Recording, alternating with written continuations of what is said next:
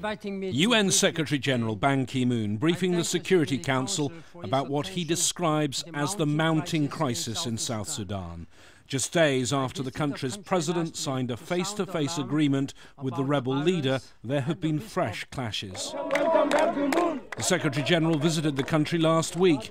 80,000 people are now sheltering in UN camps, fearful of being targeted in ethnic violence that's now lasted 5 months.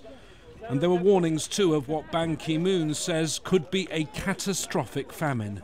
If the conflict continues, half of the South Sudan's 12 million people will either be displaced internally, refugees abroad, starving, or dead by the year's end.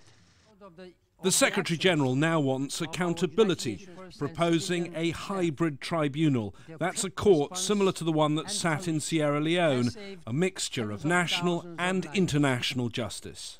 It's key. The issue of impunity is really at the heart of what's at the stage for this conflict.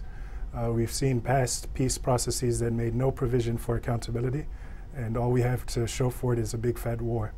The UN knows it must tread gently. The situation on the ground in South Sudan is so fragile, it doesn't want to upset the two men who signed last week's agreement, President Salva Kiir and opposition leader Riek Machar, the only two men who perhaps can bring peace.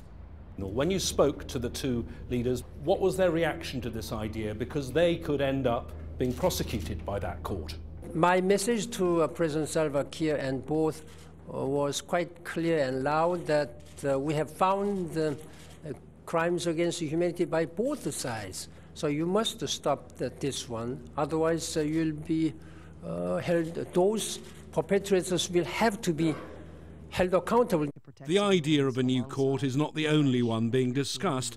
The US recently introduced sanctions. The first to be put on the list were the right-hand men of both leaders. Some now want international UN sanctions too. James Bays, Al Jazeera at the United Nations.